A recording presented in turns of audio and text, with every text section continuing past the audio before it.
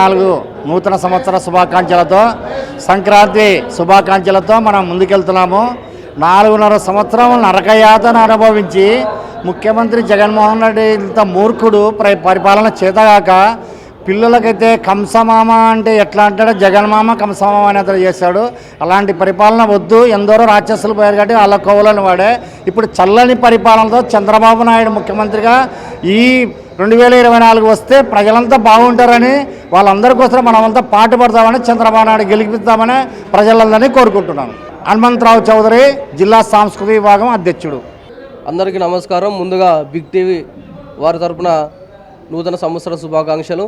ఈరోజు ఆంధ్రప్రదేశ్లో నిరుద్యోగుల యొక్క సమస్యలు చాలా తీవ్రతరం అవుతున్నాయి.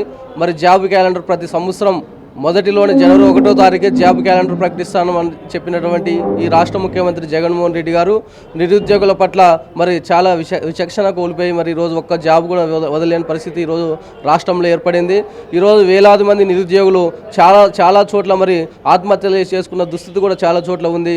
అదేవిధంగా ఈరోజు నిరుద్యోగులకు ఉద్యోగాలు లేక రోడ్లపైన తిరుగుతూ చాలా ఏళ్ళు కోచింగ్ సెంటర్లో అదేవిధంగా హాస్టల్స్లో ఫీజులు కట్టుకోలేక ఉపాధి లేక చాలా దుర్భరమైన పరిస్థితులు ఈరోజు నిరుద్యోగులు అనుభవిస్తున్నారు.